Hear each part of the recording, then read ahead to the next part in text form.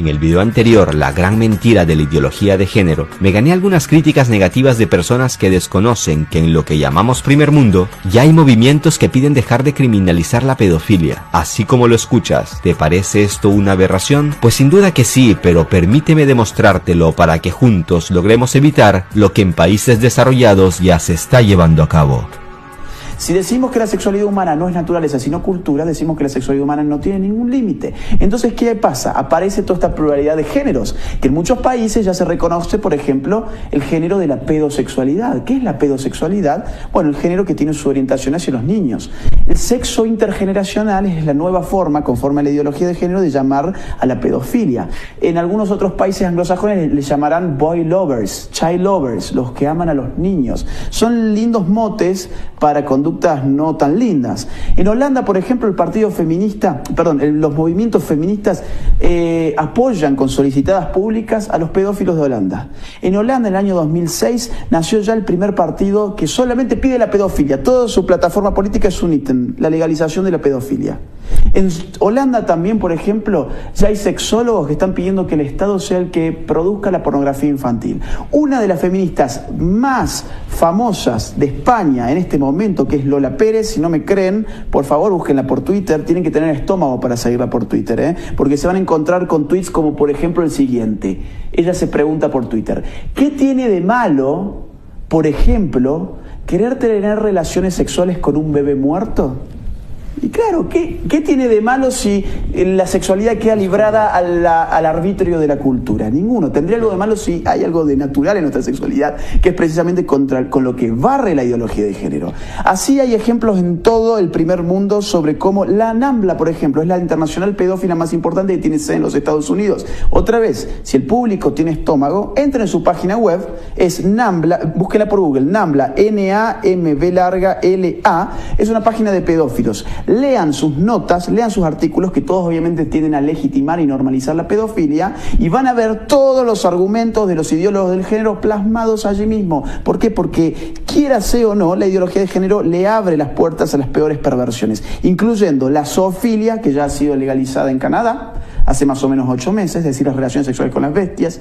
Y en Suecia, por ejemplo, ahora se está pidiendo la legalización de la necrofilia, es decir, las relaciones sexuales con los muertos, y el incesto, es decir, las relaciones sexuales con los familiares próximos. ¿Conforme a qué? Conforme a los argumentos de la ideología de género, por supuesto. No hay límites. Como ya te has dado cuenta, esta ideología de género nos está llevando a la perversión.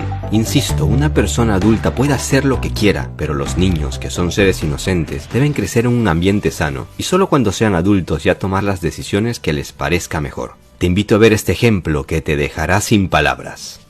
Para eso tenemos que entender qué es la ideología de género. Estamos hablando de la ideología de género y no hemos dicho bien qué es.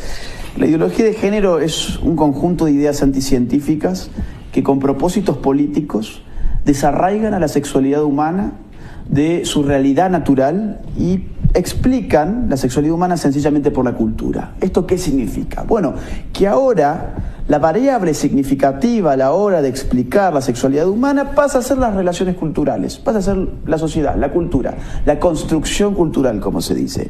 Y obviamente el antídoto hacia esa opresión es la autopercepción. Yo me libero de esta sociedad que me obligó a ser hombre, vestirme como hombre, tener el pelo como hombre, autopercibiéndome, por ejemplo, como una mujer. O, ¿por qué no, por ejemplo, autopercibiéndome como un gatito? Que es algo que ya existe en Europa, se llama transespecie. O, ¿por qué no, autopercibiéndome como un nene de 6 años? Que también existe. Eso ya está pasando en Europa, por ejemplo, en Canadá. En Canadá ya hay un caso de un señor de 56 años que se autopercibe como una nenita de 5 años o de 6 años, usa ropita de mujer, babero, qué sé yo. Y hace 10 años este señor, la sociedad hubiese dicho: pobre señor, debe tener algún tipo de problema. Y hoy, en cambio, los medios ponen la noticia: bravo, se liberó, es una niña que está metida en un cuerpo de un hombre de 56 años, tiene derecho a ser incluida en la sociedad, y ese derecho incluye, por supuesto, el derecho de ir a un kindergarten, ¿no? A un jardín de infantes. Y ese señor hoy en día va a un jardín de infantes, frente a todo el peligro que significa para los chicos. Pero más allá de eso, en la filosofía misma de la ideología de género, que significa desarraigar a la sexualidad de su naturaleza, desarraiga traiga por añadidura todos los límites, porque la naturaleza es la que nos limita. Yo no me puedo tirar del 10º piso, no por un precepto cultural, sino porque la ley de la gravedad me va a hacer estrellar contra el piso. Si decimos que la sexualidad humana no es naturaleza, sino cultura, decimos que la sexualidad humana no tiene ningún límite. Entonces, ¿qué pasa? Aparece toda esta pluralidad de géneros.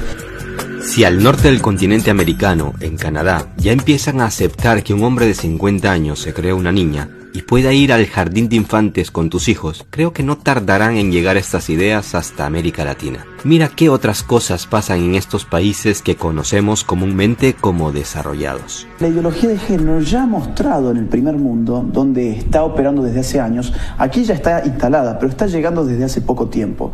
En el primer mundo viene desde hace mucho más tiempo, y ya ha mostrado la ideología de género su fase tiránica. Es decir, esto es un problema de libertades individuales. Este libro, por ejemplo, en Canadá, a nosotros nos hubiese valido la cárcel. Porque en Canadá ya hay leyes para aquellos que critiquen la ideología de género que te pueden meter hasta 6 meses de prisión. Ya ha habido un caso hace 5 años de un señor llamado Alan Elliot que fue 6 meses a la cárcel por discutir con feministas por Twitter. En Canadá, por ejemplo, este caso pues está relativamente cerca, ¿no?, de México. Claro. En Canadá, por ejemplo, si usted se autopercibe como una mujer y yo a usted lo sigo tratando de él en vez de ella, es decir, yo no lo trato conforme a su fantasía, sino conforme a la realidad biológica, usted puede ir a una corte y yo puedo terminar 6 meses preso también. Si un sacerdote, por ejemplo, dice que la homosexualidad es un pecado, o sea, simplemente lee la Biblia, puede ir hasta 6 meses preso también. Es decir, esto ya no es una propuesta. La ideología de género como enfoque, como les gusta llamar, no es una propuesta, no es una invitación, es una imposición que se hace con medio del Estado. Y acá, por ejemplo, en México, hablando ya así sobre este país, ustedes tienen un programa de hormonas gratuitas para transexuales. Digo gratuitas entre comillas, porque obviamente sabemos que no hay nada gratis salvo el aire en esta vida, y por ahora el aire es gratis. Y cuando digo gratuita, a lo que me refiero es que es gratis para la persona a la cual el Estado se la regala. Pero ¿quién la paga? ¿Quién le paga esa fantasía a ese transexual y por qué ese transexual se tiene que inyectar hormonas? Bueno, se tiene que inyectar hormonas para que no le crezca la barba, para que no se le agruese la voz, porque la transexualidad en última instancia es una lucha perdida de antemano eterna contra la naturaleza, hasta la muerte, pues se tienen que inyectar periódicamente hormonas para que el disfraz se mantenga más o menos en pie. Y vuelvo a lo siguiente, ¿qué significa que el Estado subsidie este tipo de cosas? Es decir, ¿es función del Estado estar haciendo estas cosas?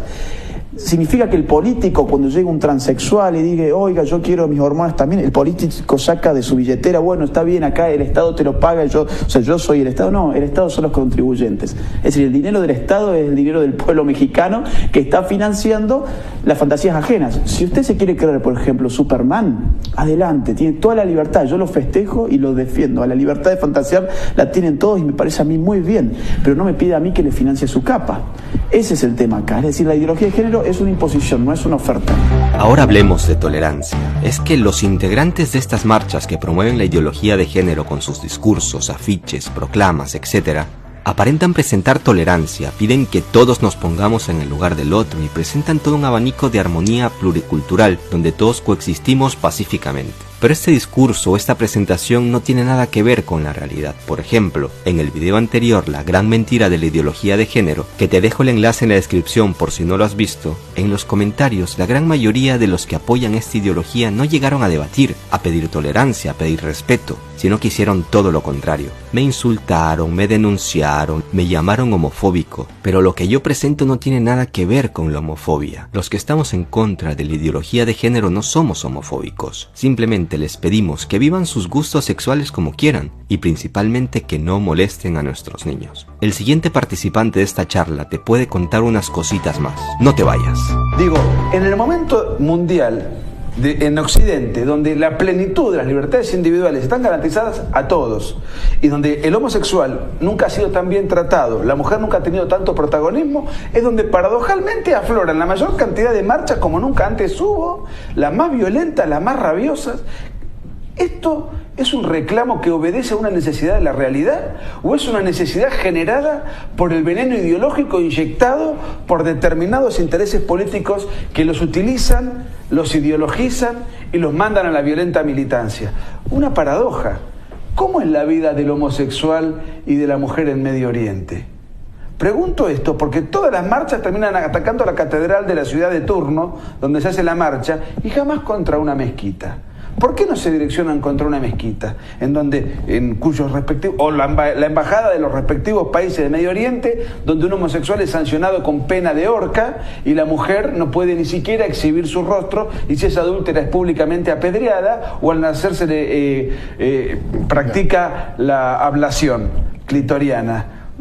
¿Qué ocurre? Que se pretende atacar los fundamentos de una civilización que ha avanzado, que contempla a todos y que cada uno puede, con una vida honesta, llevar adelante su proyecto personal sin mayores contratiempos. Sin embargo, nunca hemos tenido tantas marchas como ahora, y siempre apuntando al sistema que paradojalmente le permite a estas minorías supuestamente oprimidas gozar plenamente de sus respectivos derechos. Constantemente están tratando de prohibir toda manifestación de pensamiento disidente.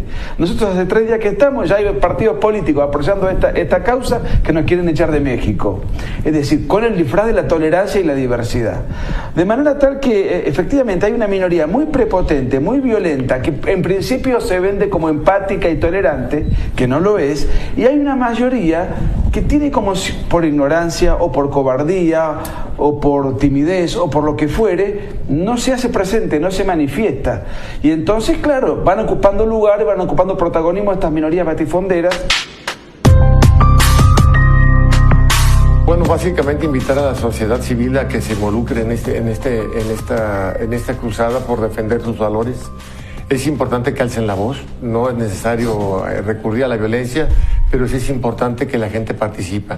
Hay gente que se siente muy tranquila porque se dedica mucho a su familia, pero si nos encerramos en nuestra casa, si nos preocupamos solamente por lo que pasa dentro del hogar, estamos dejando que el entorno se descomponga como se está descomponiendo, y lo que va a terminar haciendo su familia es convertirse en una isla en la que no va a poder convivir como debería. Bueno, yo creo que la libertad está en juego.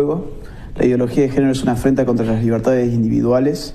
La buena noticia de todo esto es que todavía se puede hacer algo en América Latina. En el primer mundo ya es muy difícil ir en contra de todo esto, y hay países que lo están haciendo. México es uno de estos. Así que espero que la gente rompa con esa espiral del silencio y se dé cuenta que si no sale a las calles, si no defiende a la familia y pide más familia y menos Estado, entonces va a llegar el día en que sus propios hijos le van a consultar qué hizo cuando había que hacer las cosas.